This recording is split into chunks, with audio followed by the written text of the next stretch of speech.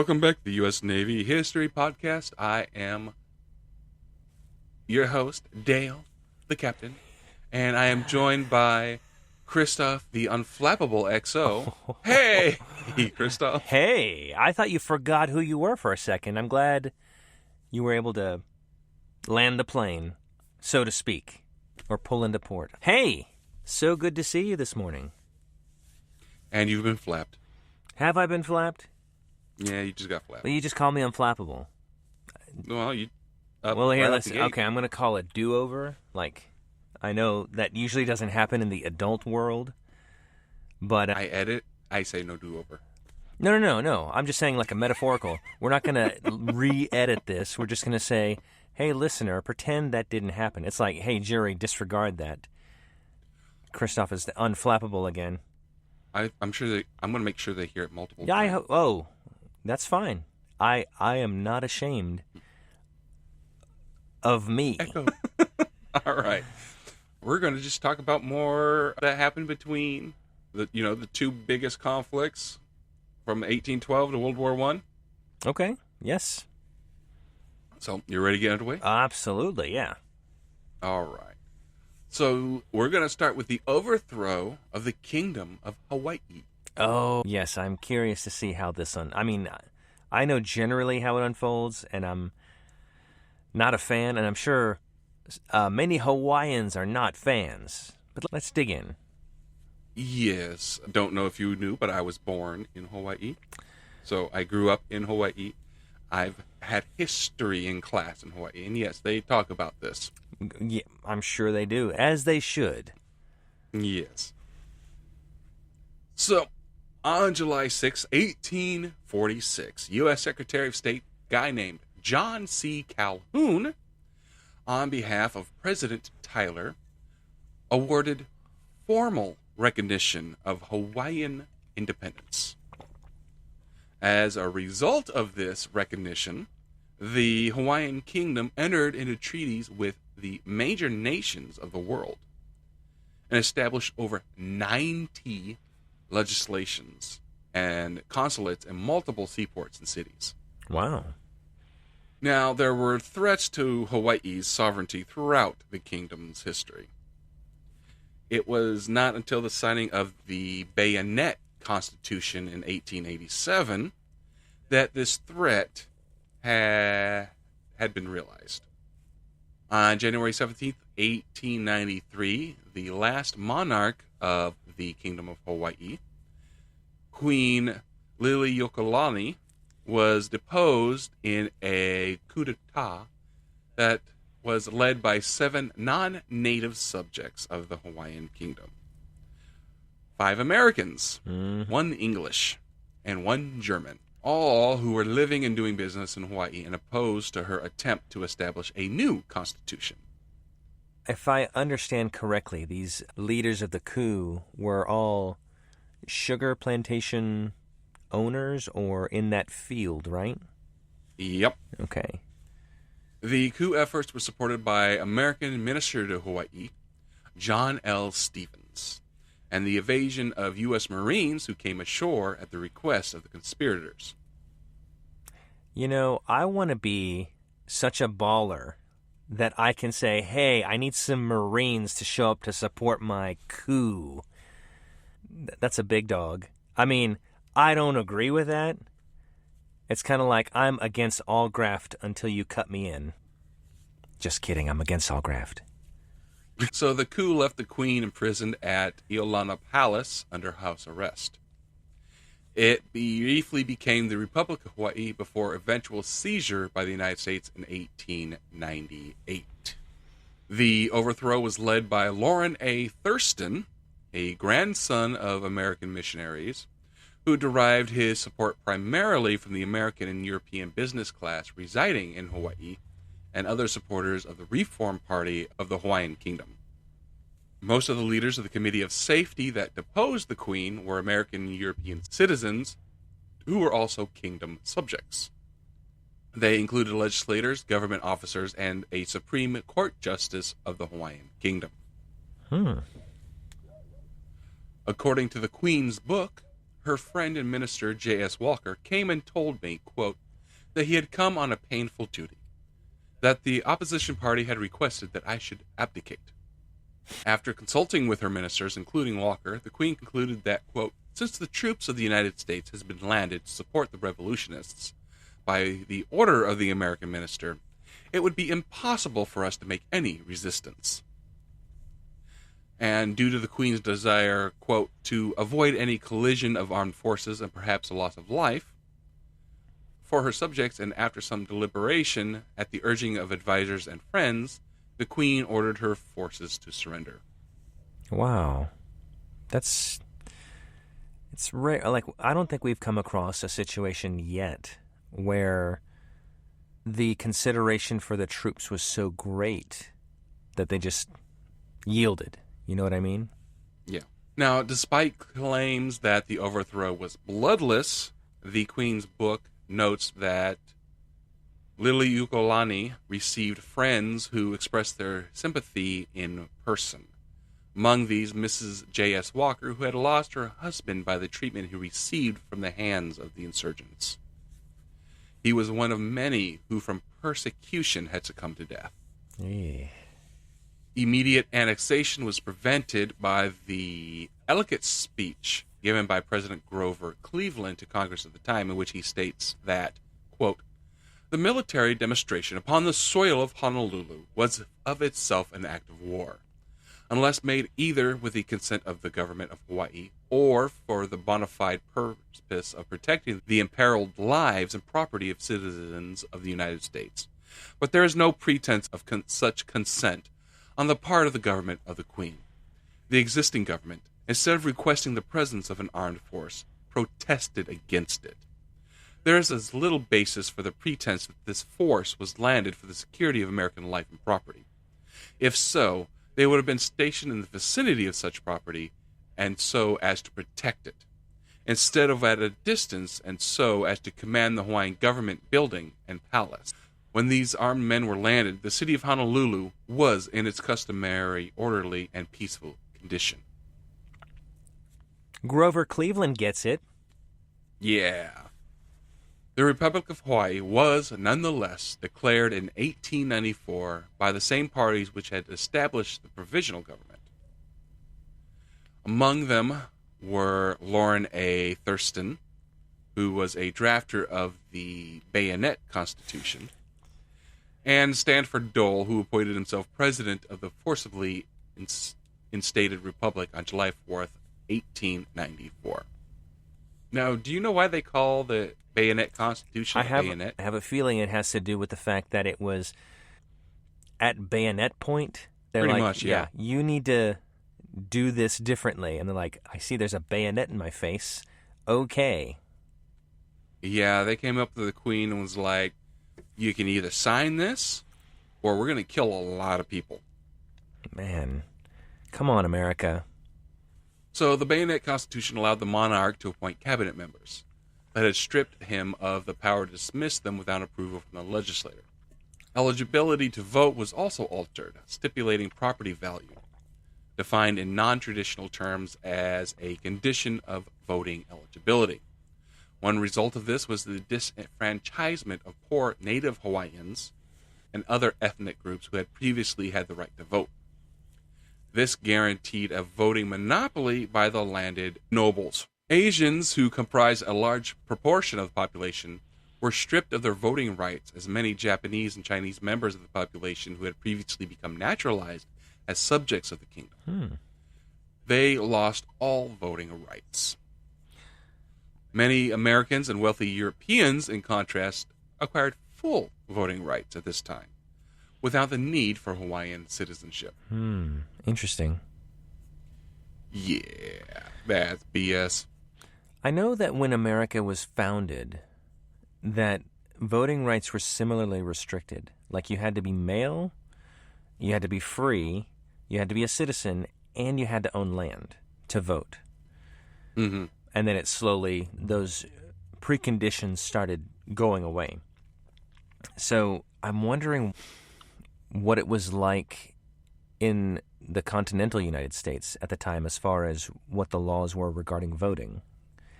Well, unless you were a property-owning white male, you couldn't vote. I think technically at this point, because of the passage of the 14th and 15th Amendment, former slaves could vote, or citizens could vote, as long as you're male. But I don't know if you were landholder. You know what I mean? Like, that was another precondition at some point that went away. Technically, yes. Yes. Any male could vote. Realistically? Agreed. There were lots of barriers. I mean, I don't want to diminish the struggle that took place to actually have full voting rights. But, you know what I mean? Even, like, in this Hawaiian situation, it's very clear, like, there are strict delineations of who could vote and who could not vote. And I'm wondering how much that mirrored what was going on in the continental United States. Mm-hmm. So in 1891, Kalakua died, and his sister Liliuokalani assumed the throne in the middle of an economic crisis.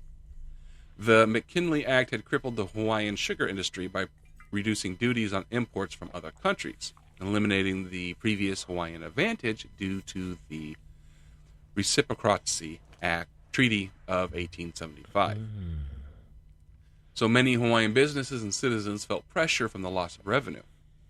In response, Liliuokalani proposed a lottery system to raise money for her government. Also proposed was a controversial opium licensing bill. Huh. Her ministers and closest friends were all opposed to this plan, and they unsuccessfully tried to dissuade her from pursuing these initiatives, both of which came to be used against her in the brewing constitutional crisis. Now, Liliuokalani's chief desire was to restore power to the monarch by abrogating the 1887 Bayonet Constitution and doing a new one. Yeah, that makes sense. I think that's a wise move on her part. And, you know, the Hawaiian population broadly supported this. Mm-hmm. The 1893 Constitution would have reduced suffrage by reducing some property requirements and eliminated the voting privileges extended to European and American residents. It would have disenfranchised many resident European and American businessmen who were not citizens of Hawaii.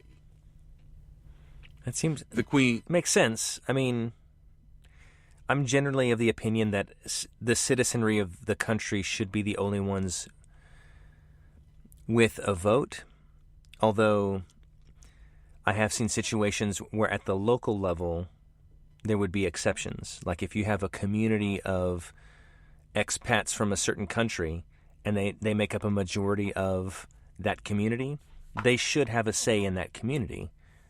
You know what I mean? So, I don't know. I kind of go either way depending on the situation. You know, in the community, sure, I can see that. But from a national perspective...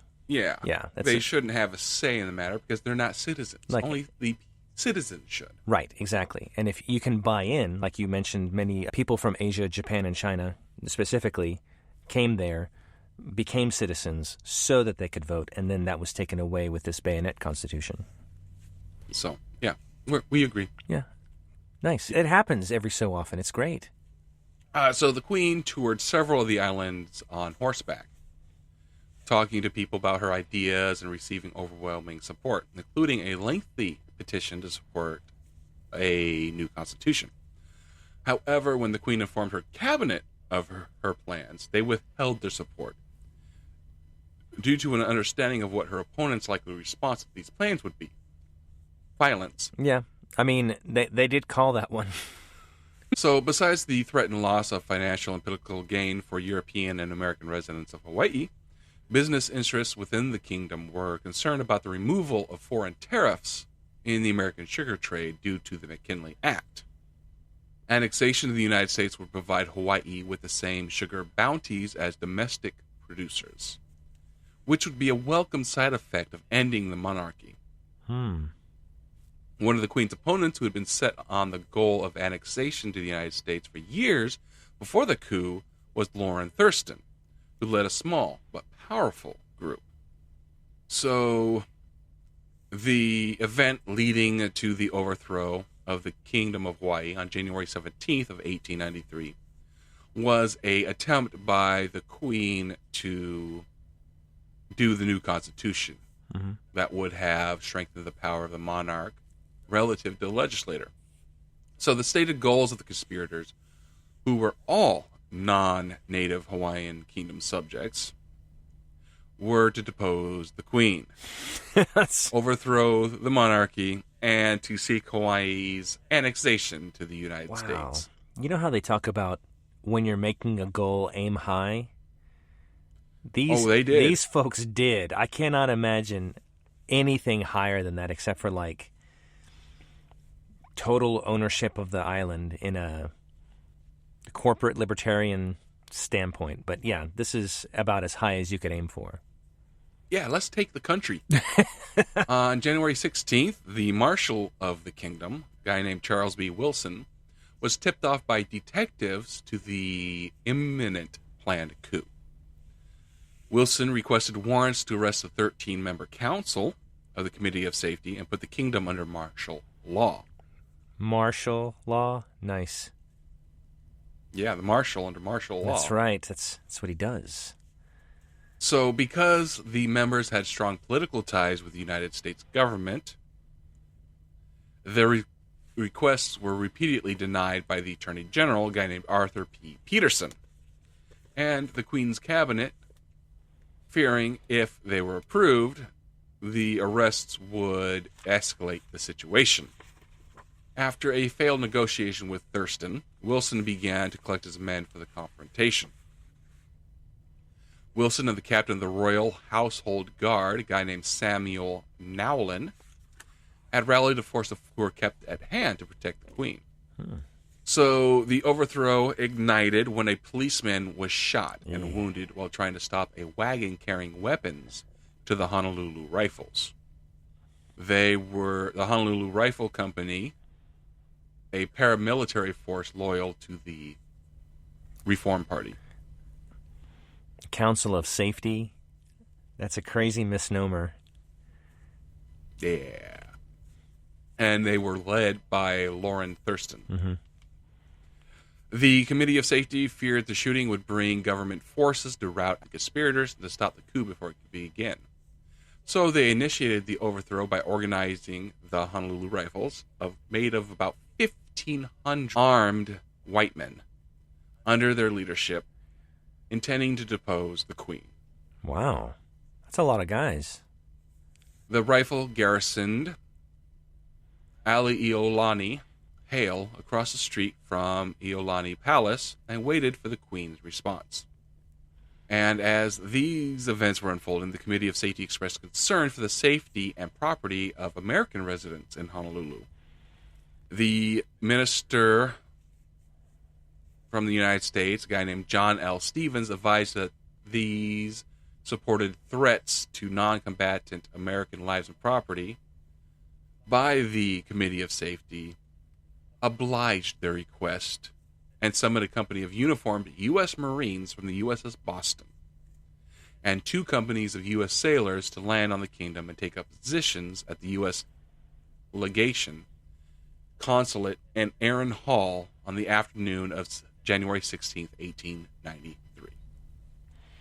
162 sailors and Marines aboard the USS Boston in Honolulu Harbor came ashore well-armed, but under orders of neutrality. Okay. The sailors and Marines did not enter the palace grounds or take over any buildings, and never fired a shot. But their presence served effectively in intimidating royalist defenders. So, I need to ask a clarifying question, because I'm a little, not confused, but I need clarity. So, the royalists thought that the Marines and Navy were there on behalf of the rebels, so to speak, right? The Committee of Safety.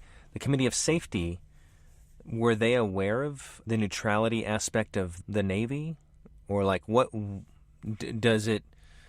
Is it recorded what they thought of the Navy showing up? Like, oh, they're on our side, they're here to help us? Or...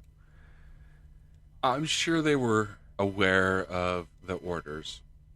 And, yeah, they were there to help them. Okay. Well, I'm just because the fact that they were given an order of neutrality, it's like, hey, don't side with either side. Just be there in case stuff goes down. I can see that. Or you're protecting American interest, like Cleveland mentioned, like that's what they should be doing. It's like you're protecting Americans, and that's kind of the extent of what you should be doing. But at what point does it, I guess maybe I'm jumping ahead. At some point it seems like it crosses a line, but we'll see. Go ahead. No, the U.S. military does not cross any lines. Right. I'm sure if they were fired upon, they would respond in kind. But that never happened because the Queen wants to avoid any loss of life, so she surrenders. After she surrenders, the Honolulu Rifles take over the government buildings and disarm the Royal Guard and declared a provisional government. Huh. Who gets to decide? That's a pretty bold, hey, we're making a new government, and as it turns out, I'm in charge. Yeah, the more money you have, the better chance you get to be in charge. Ah, dang it. I didn't know that was a prerequisite. That's okay. Yeah, you're not rich enough to form your own government in your city. Well, maybe I'll have a breakaway republic in my house. Oh, you're already the king of your house. Well, no. With the property taxes I pay, I'm definitely under the subjugation of my city council. They make you feel like you're the king sometimes. Oh, well, sometimes, yeah. All right, so a provisional government is set up with the support of the Honolulu Rifles. And under pressure to avoid any loss of life, the Queen gives up her throne. So once organized, the policies outlined by the provisional government were 1. Absolute abolishment of the monarchy. 2.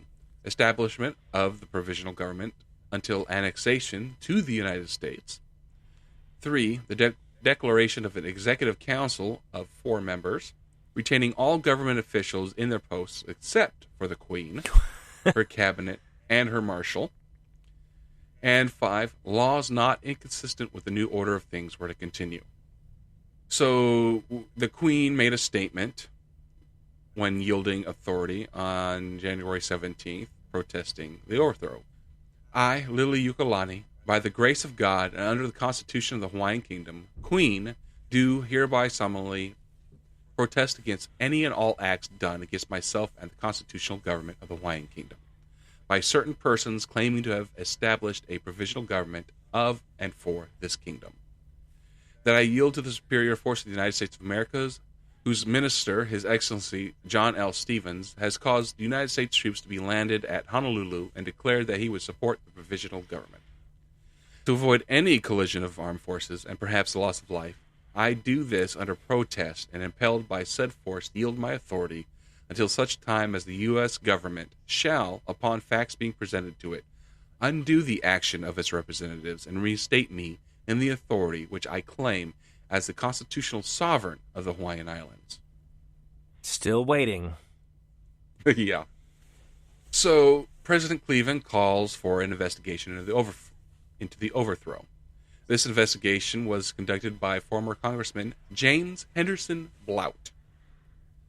And Blount concluded in his report on July 17, 1893, quote, United States diplomatic and military representatives had abused their authority and were responsible for the change in government. Minister Stevens was recalled, and the military commander of forces in Hawaii were forced to resign his commission. President Cleveland stated, quote, substantial wrong has thus been done with a due regard for our national character, as well as the rights of the injured people, requires we should endeavor to repair the monarchy.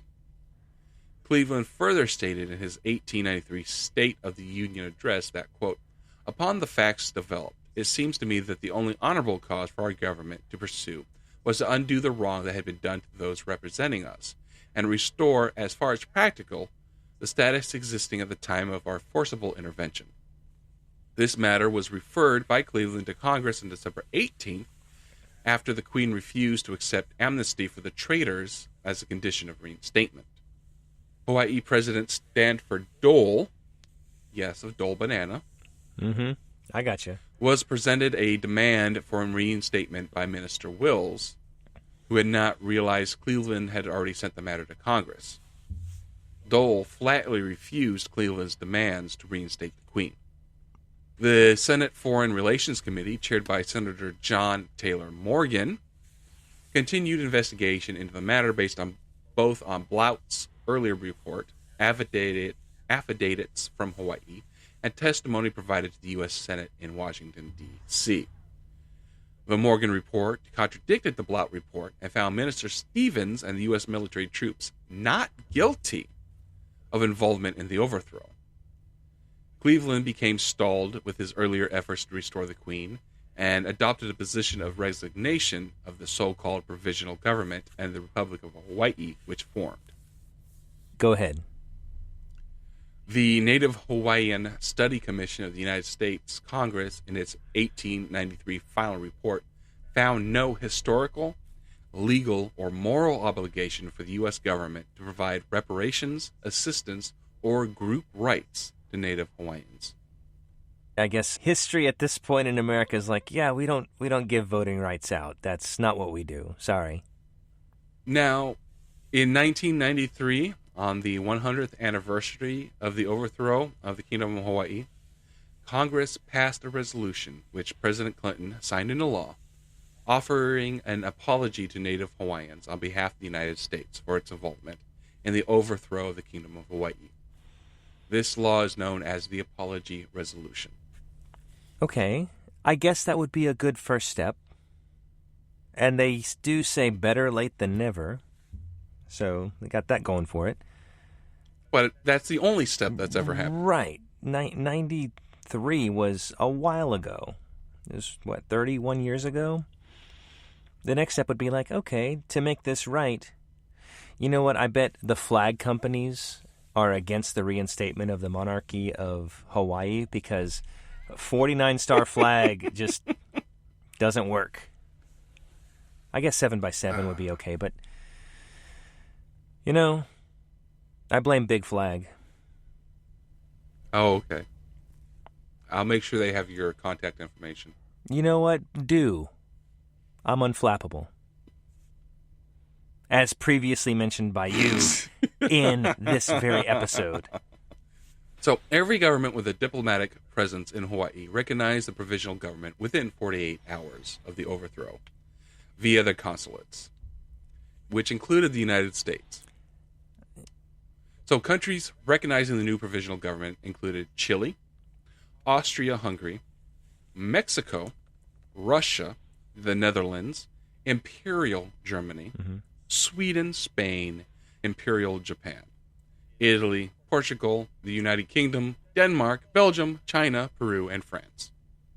I wonder how much of that was, hey, we'd rather keep friends with German, UK, and America than support this isolated little country that, like, there is a trade-off.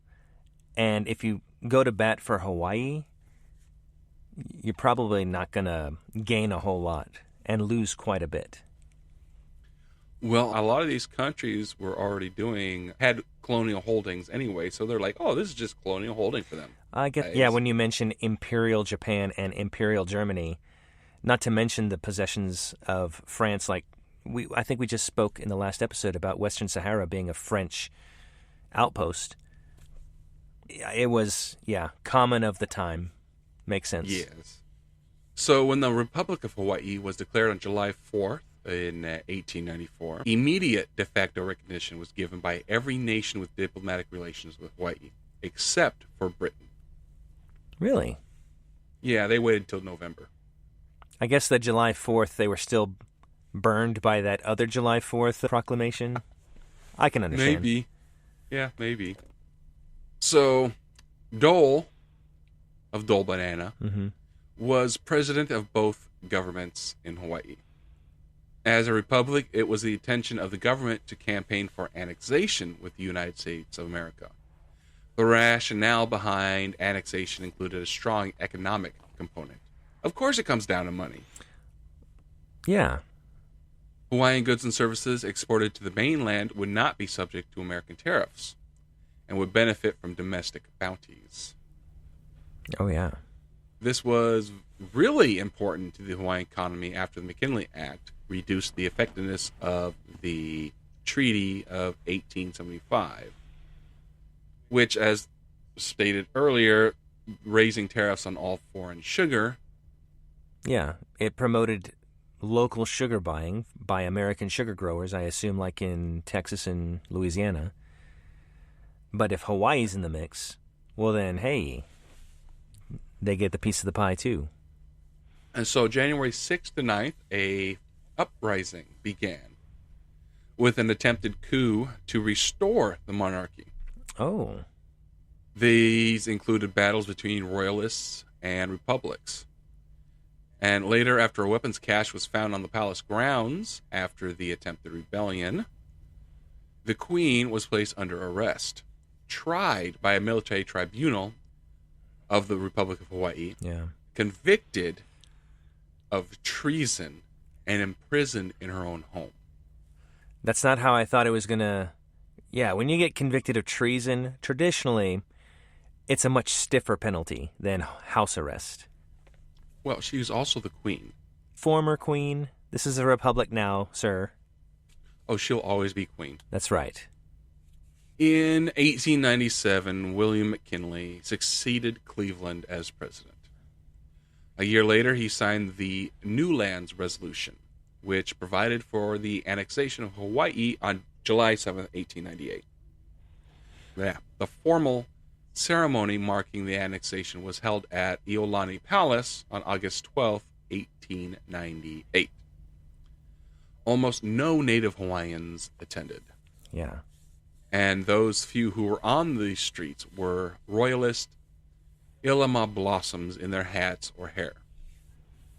And on their breasts, Hawaiian flags with the motto, Ku Hai Aloha, my beloved flag. Most of the 40,000 native Hawaiians, including the Queen and her royal family, shuttered themselves in their homes, protesting what they considered an illegal transaction. Quote, when the news of annexation came, it was bitterer than death to me. This was told to the San Francisco Chronicle by Princess Keulani, who was the niece of the Queen. It was bad enough to lose the throne, but indefinitely worse to have the flag go down. The Hawaiian flag was lowered for the last time while the Royal Hawaiian Band played the Hawaiian national theme. The Hawaiian Islands became the territory of Hawaii, a United States territory, with a new government established on February 22, 1900. Stanford Dole was appointed as the first governor. Iolani Palace served as the capital of the Hawaiian government until 1969. Wow. So that is a brief overview of the overthrow of the Kingdom of Hawaii. I appreciate the history lesson. I think history does need to be viewed for what it is and not glossed over. And a lot of times it's not what you want it to be. This falls into that category for me. I can see why the conspirators were going to reject the new Constitution. And the dominoes that fell prior to that, like the economy of Hawaii being somewhat in shambles because of the imposing of tariffs on foreign sugar. Yeah. What would a world be like if Hawaii was its own independent place? You know? I guess we'd have 49 stars, number one. And then... we should. Yeah. I guess Barack Obama would be perhaps president of Hawaii. All right, so we're going to move on and cover very, very briefly the Second Samoan Civil War. How briefly, you ask? How brief? Maybe 2 minutes. Wow. All right. Mark. So the Second Samoa Civil War was a conflict that reached a head in 1898 when Germany, the United Kingdom, and the United States were locked in a dispute over who should have control over the Samoan Islands, located in the South Pacific Ocean. At the war's conclusion in 1899, the U.S. was granted the eastern section of the islands, the Germans were granted the western section of the islands, and the British were given other Pacific island chains formerly belonging to Germany. The German half is now an independent nation, the independent state of Samoa, and the American half has voluntarily remained under the control of the American government as a territory of America Samoa. Oh, that was good. That was like a minute, just over a minute. Incredible.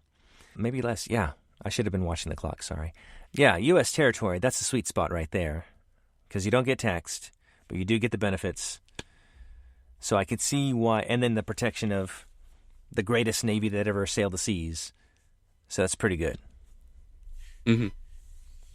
And at least it's voluntary this time instead of forced. Yeah, the whole, like, Western powers showing up and saying, hey, nobody's controlling these islands with all these people on it. And they're like, excuse us, we're here? It's like, yeah, hold on. We're talking and we're going to divide this up. That's crazy. Mm-hmm. Yeah. But that was the trend, I suppose. Imperialism, even America. I guess we'll get more into that with Spanish-American conflict. Yeah. Well, we're actually going to be getting into it here shortly because we're about to start on the Banana Wars. Ooh. Which include the Spanish-American War, the Negro Rebellion, the United States occupation of Nicaragua, the United States occupation of Haiti, and the United States occupation of the Dominican Republic. Nice. That's, oh my gosh. Yeah, we must learn from history. That is important. So I'm excited to be there and learn more. So we're going to just do a brief overview of the whole Banana Wars. Okay. And then we'll go deep into the 5 specific conflicts. Perfect. All right. So technically this was called police actions, but you know how that is. Yeah.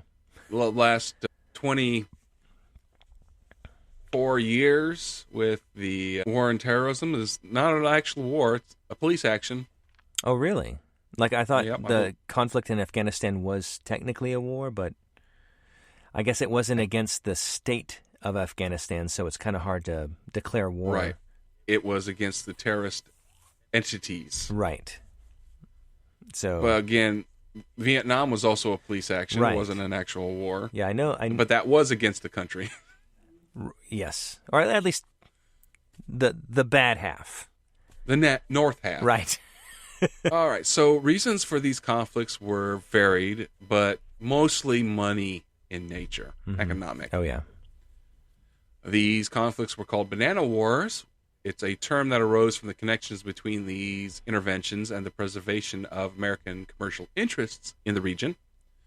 Most prominently, the United Fruit Company, who had a significant financial stake in production of bananas, tobacco, sugarcane, and various other products throughout the Caribbean, Central America, and Northern and South America. The U.S. was also advancing its political interests, maintaining a sphere of influence and controlling the Panama Canal, which they had recently built, which was critically important to global trade and naval power. Oh, yeah. So all of the interventions that happened was Cuba and Puerto Rico. This was the invasion of Puerto Rico in 1898. In Panama, when the U.S. interventions go back to 1846, and a treaty intensified after their so-called Watermelon War of 1856. And then in 1903, Panama seceded from the Republic of Colombia, backed by the U.S. government, which shot off a 1,000 Days War. The Panama Canal was, of course, under construction by then, and the Panama Central Canal Zone was under sovereignty in Nicaragua, after which intermittent landings and naval bombardments in the previous decades was occupied by the U.S. almost continuously from 1912 to 1933. Wow. Cuba was occupied by the U.S. from 1898 to 1902 under a military governor, and then again in 1906 to 1909, and then again in 1912, and then again in 1917 to 1922. Haiti is occupied from the U.S. from 1915 to 1934, which led to a new Haitian constitution in 1917. that made changes that included an end to the prior ban on land ownership by non-Haitians, and it included the First and Second Cacao Wars. The Dominican Republic had battles in 1903, 1904, and 1914, and was occupied from the U.S. from 1916 to 1924. Golly. Honduras is where the United Fruit Company and Standard Fruit Company dominated the country's key banana exports, and associated landholdings and railways saw insertion of American troops in 1903, 1907, 1911, 1912, 1919, 1924, and 1925. In 1904 is when the term Banana Republic came into being. And then Mexico. The U.S. military involvements with Mexico in this period are pretty much the same commercial and political causes. But, it's a special case. It's much bigger. The Americans conducted the border war with Mexico from 1910 to 1919 to control the flow of immigrants and refugees from revolutionary Mexico and to counter rebel raids into territory. The 1914 U.S. occupation of Veracruz was an exercise of armed influence instead of border integrity. It was aimed at cutting off the supplies of German munitions to the government of Mexican leader Victoriano Huerta, whom U.S. President Woodrow Wilson refused to recognize. In the years before World War I, the U.S. was also alert to the regional balance of power against Germany. The Germans were actively arming and advising the Mexicans, as shown by the 1914 SS Jespranga arms shipping incident, where a German saboteur, guy named Lothar Whiskey, was based in Mexico City. Also, the 1917 Zimmermann telegram and German advisors present during the 1918 Battle of Ambos Nogales. Only twice during the Mexican Revolution did the U.S. military occupy Mexico. This was during the occupation of Veracruz in 1914 and the occupation of Veracruz in 1916 and 1917. This is when U.S. General John Pershing and his army came to Mexico to lead a nationwide search for Pancho Villa. There we go. Other Latin American nations were influenced or dominated by American economic policies or commercial interests to the point of concern. Theodore Roosevelt declared the Roosevelt Corollary to the Monroe Doctrine in 1904, asserting the right of the United States to intervene to stabilize the economic affairs of states in the Caribbean and Central America if they were unable to pay their international debts. From 1903 to 1913, President William Howard Taft and his Secretary of State Philander C. Knox asserted a more peaceful and economic dollar diplomacy foreign policy, although that too was backed by force. I really do not like those decisions, and I think it really undermined many nations. Yeah. All right, so the perfect interview that I did that encapsulate all of these is when, I don't know if you remember, when I interviewed Sean A. Mursky for the book We May Dominate the World. We talked a lot about this time and about all of this. So if you want, you can go back and get the book, tell them I sent you, or listen to that interview. Get more reasons why this whole thing happened, because it was either going to be the U.S. doing it or it was going to be another major power. The U.S. was doing it to try to keep everybody else out of the Americas. Doesn't make it right, but that's what happened. Yeah, I can see how it could be rationalized in that way. I mean, imagine a German economic stronghold in Central America pre-World War I. Right, so that is pretty much just going to be what I'm going to do with the overview. Again, if you want more information, go to there. But next week, we are going to get into the 5 different conflicts, starting with what you've been waiting for quite a while, the Spanish-American War. Oh, man. But you keep mentioning it over and over and over again. So the reason it sticks out in my mind so much is there was a telephone tax that was introduced to fund this war in 1898 that did not get repealed until like late 1990s, early 2000s. Like the government was still collecting a fee. Like if you looked at your phone bill, there was a fee on there that was to help fund the Spanish-American War. And so it always was like, I hate that war because of this ridiculous taxation. But they finally repealed it, so I was like, okay, I can look at it more level-headed. But that's crazy, right? Well, I mean, trying to get the government, any government, from not taking your money after they've started taking it is really hard to do. Yes. This should be... It gets normalized. Right. It's like, oh yeah, we always paid this fee. That's just, to help pay for the Spanish-American War. The same reason why companies haven't lowered their prices after the 2020 increase. Yeah. Because it's normalized. Hey, you're used to paying it, and you're still paying it, so why would we drop prices? You could get a glut of customers and market share and stuff, but, you got to play the game, I guess. Yeah. All right. So that is where we're going to leave it. That's where we're picking up next time. I am excited. I'll bring up the tax again. I know you will. All right. So we're going to end the episode by honoring one of our fallen angels with the help of HeroCards.us. And today we're going to honor Engineman Second Class Mark Ian Nito.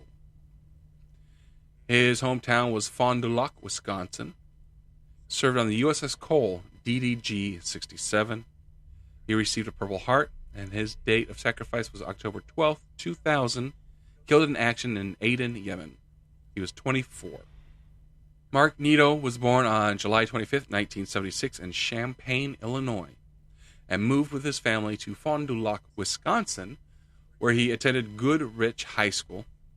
According to his mother, he fell behind in school and was unsure about what he wanted to do with his life after graduation. He wanted to go to college, but the cost was out of reach for the family. He loved repairing machinery and spent his free time restoring a 1980 Chevy Camaro. When a military recruiter visited his high school, Nito learned that you could sign up to be an engineman in the Navy. He also knew the Navy was an opportunity to pay for college after his service. In November 1994, Nito made the 70-mile trip south to Milwaukee and enlisted in the U.S. Navy. A month later, he was assigned to his first choice of schools, Naval Station Great Lakes, located in northern Illinois, just a 2-hour drive from home, to be trained as an engineman. According to Nito's mother, Sharon Pripke, that was great because he could come home almost every weekend unless he had duty. He would bring all his buddies home, and I would cook for them when we'd have a great time. They were very respectful and would always throw money on the table for groceries for all the food I would cook. They always came home hungry.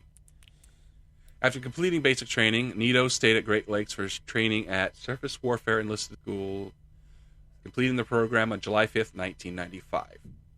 He was sent to San Diego, California for pre-commissioning training, then to Pascagoula, Mississippi, where he was assigned to the USS Cole, DDG-67. The Cole was a brand new guided missile destroyer, launched on January 10th, 1995, and commissioned on June 8th, 1996, at Port Everglades, Florida. The ship would be based out of Norfolk, Virginia. In his 6 years aboard the Cole, Nito's assignments included duties as an engine room operator, responsible for 3 gas turbine engines and all the equipment that controls them. On his second tour, EN2 Nito was tasked with overseeing the air conditioning and reverse osmosis water purification systems. Shipmates respected Nito for his resolve and determination and credited his sense of humor for breaking up the monotony and confinement of long tours at sea. While on the Cole, Nito met shipmate Jamie de Guzman, and the two were together for about a year, and other shipmates remarked that they had kept things professional aboard the Cole, to the point that their relationship had been virtually undetectable. While in Malta in August of 2000, Nito proposed marriage, and the couple began planning their future. Mark would complete his Navy service in October and planned on a job with GE, installing generators around the world. The two would marry after Jamie completed her Navy service. On the morning of October 12, 2000, the USS Cole was on a brief refueling stop in Aden Harbor, Yemen, when a small boat pulled up alongside the port side of the ship. Al-Qaeda suicide terrorists detonated an explosive-laden boat. The blast tore a 40 by 60-foot hole in the Cole's hull, killing 17 sailors and 37 more. Engineman Second Class Mark Nito and 4 other crew members in Engine Room 1 were killed instantly. Nito was 24 years old and just 2 weeks away from finishing his Navy service. For 16 months, the underwent $250 million in extensive repairs, returning to the fleet at Norfolk and to full active duty. The family scattered some of Mark's ashes in his hometown of Fond du Lac Lake, Winnebago. Some were spread at the base of a magnolia tree planted in honor of the lost crew members, and the rest of his remains were buried at sea from the deck of the restored USS Cole. A marker in his memory can be found at Arlington National Cemetery in Washington, D.C., Section F. Exactly 1 year after the attack, the USS Cole Memorial was dedicated at Naval Station Norfolk to remember those who gave the last full measure of devotion to their country. To honor her son, Nito's mother had Mark's 1980 Camaro fully restored. She brought it to Norfolk to show his Navy buddies. The car is displayed as tribute auto shows nationwide. So, Second Class, Mark, Ian, Nito, we thank you. Thank you. You know, when I heard about the Cole being attacked, I was actually at the Great Lakes for training at Surface Warfare Enlisted School. No kidding. Command. Yeah, I remember when that was on the news, I was just like, I was devastated. I couldn't believe that happened. Yeah, I was there for machinist mate training. I was right across from where he trained. Wow. Yeah, so, yeah, small world. It is. And I think I'm glad you mentioned the hero cards at the end of every episode. It really it gives us a sense of what the duty of a person in the Navy is, and what they sacrifice and what they accomplish, and and it's not just Navy. I know you've listed some Army folks and stuff in the past too. But sometimes our conversations can get high level, and then you always bring it back to the individual and like how valuable they are. And I really appreciate that. All right. Well, why don't you take us out then? Yeah, no problem. Hey, listener, thanks for sticking with us and listening to this episode too. We're glad you're here. I'm going to say, please rate us. Let us know what you think. If we need improvement, if we're doing fantastic, or if you have suggestions, you can give us stars, written feedback, and you can even contact us in a number of different ways. First of which, you can email us at usnavyhistorypodcast@gmail.com. You can also catch us on X or Twitter. The handle is at USNHistoryPod. We also have a Discord server if you'd like a more interactive approach. Please join up. Chat our ears off. Ask us questions. Give us comments. Whatever you'd like. We're also on YouTube, and we also have a subscription option. If you'd like to pitch in a little bit more to show us how much you really like the show, we do have some offerings for subscribers. So you get a little bonus content, and I'm very excited about that. Yeah, and the one that's coming out here, well, actually, by the time this, so third subscriber episode actually has our faces. You can actually see us. So if you want to put a face to that voice, yeah, you do. Dale, I've seen your face. I don't know if that's a selling point. What's up?